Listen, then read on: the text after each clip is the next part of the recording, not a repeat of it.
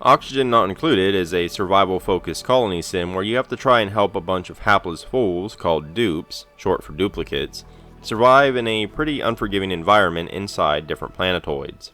The biggest thing that separates Oxygen Not Included from other games of the genre is its focus on real-world science and physics, or what I assume is a pretty close video game equivalent, because what the heck do I know about any of that?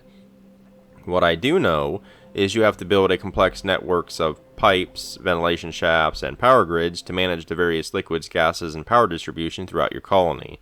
Since the colony is inside a closed environment, everything is either being consumed, like oxygen, or it's sticking around. Duplicates breathe out carbon dioxide, which, alongside every other gas in the game, doesn't simply vanish. It has to be dealt with. It's a game of resource and time management, but in an ever-rotating cylindrical process of consuming, recycling, and problem-solving.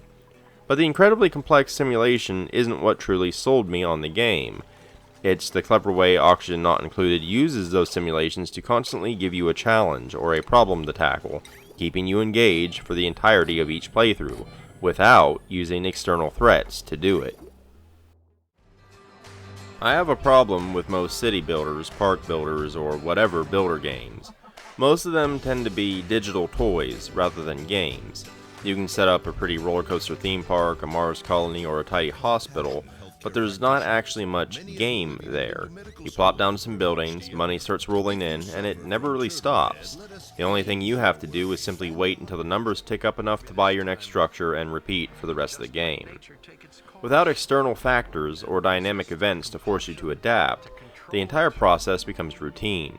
You spend more time making things look pretty than doing any meaningful building or managing. Some builder games, primarily colony sims, tackle this issue by adding external pressure. For example, RimWorld, one of the very best games that money can buy, has you managing all the usual things like food, but constantly throws a wrench into your plans by using external events. It sends raiders to attack you, mutant insects to burrow inside your colony, storms, crop blights, and a bunch more. These events force you to adapt. They throw rocks into the grinding gears of your well-oiled machine and force you to manage the effects that these situations have on your colony to survive. The thing is, Oxygen Not Included doesn't do any of that.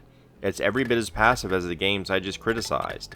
Yet it constantly compounds your colony with problems through the use of two clever and interlocking mechanisms: scarcity and a ripple effect. Oxygen Not Included makes itself challenging by introducing scarcity, resources, liquids, and gases that run out.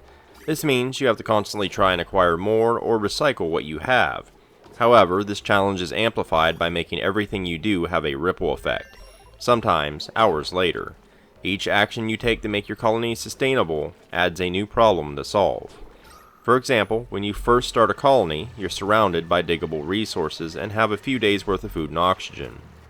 As it stands, you could do nothing, and your dupes will live for a few days. However, your dupes have to go to the bathroom, and without a place to relieve themselves, they'll go on the ground, spreading polluted water everywhere. So you build some outhouses. Simple, right? Outhouses need dirt, and that dirt becomes polluted, which will spread germs, so you'll need to find a way to deal with that. However, your dupes also spread germs that they can't wash up, so you build a wash basin. Wash basins need water, so you need to solve that. But they also create polluted water, so you have to make a dumping area for it. That dumping area spreads germs, so you might want to close it off. But to get sealed doors, you need a research table, which requires power. You make manual generators for a while, but when you need oxygen pumps and other electrical devices, the power strain gets rough, and it takes too much time for your dupes to power them manually. So you make coal generators. Coal generators put out a bunch of carbon dioxide, and there's limited space for gases in a closed environment. Carbon dioxide is heavy though, so you dig downwards and let it sink. That's only a temporary solution, however, because it's still going to build up over time. So you build a machine that can siphon carbon dioxide from the air, but that machine uses water. Now you're running out of water. You get the idea. Every action you take causes a reaction in the game. Solving a problem is always 2 steps forward and 1 step backward. Furthermore, these problems can be solved in a myriad of ways, so you always have options, but they always come with a new problem to solve. One time I was having trouble getting clean water, so I used a machine that heats water to kill the bacteria in my reserve of polluted water. However, pumping that hot water through my pipelines increased the temperature of my entire colony, and it became too hot for the plants I was using for food to grow. Oxygen Not Included avoids the pitfalls of the more passive builder-style games, but without using external threats. You don't get raided, and bad things don't randomly happen to you. It's all cause and effect, and your decisions are the cause. At the same time, you have to make those decisions because you will run out of oxygen and food if you don't.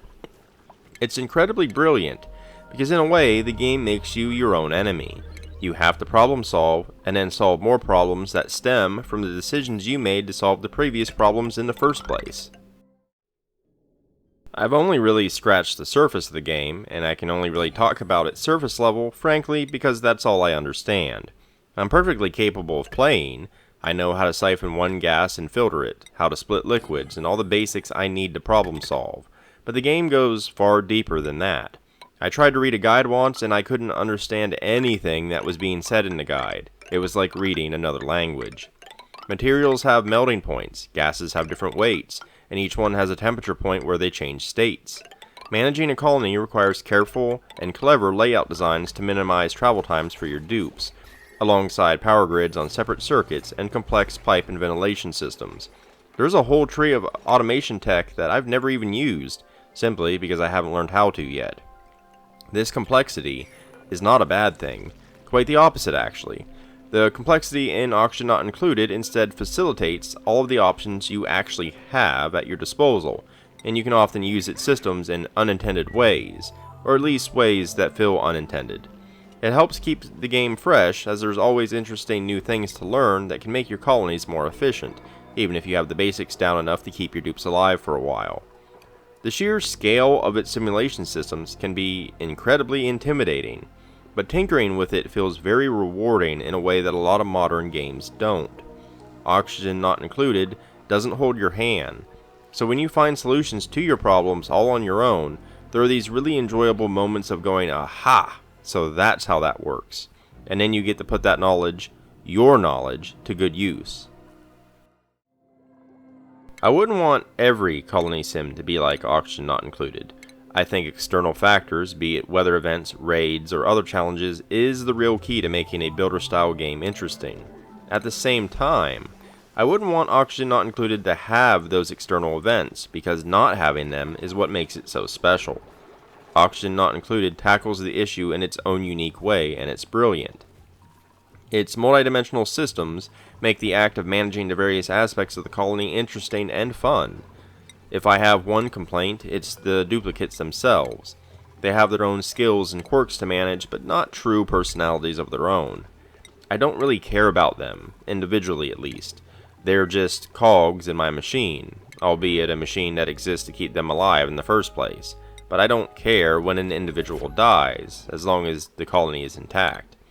That personal disassociation with the colonists is the game's weaker point, compared to when I lose a colonist in RimWorld, where I'm in shambles and questioning the universe. Regardless, Oxygen Not Included has some of the most unique and clever gameplay designs I've ever seen. There are very few games where you could put a degree in various sciences to work, but fewer still are the number of games that could use them and remain playable and fun for those without them. I'm pretty sure that Oxygen Not Included manages to be both, and that's incredibly impressive. If you enjoyed this video or found it informative, consider liking and subscribing. It really helps me out a great deal. I've also got links down in the description below, including to my website where you can find the bulk of my written content, but also to my Patreon, Ko-fi, social media, and more. But in any case, thanks for watching, and until next time.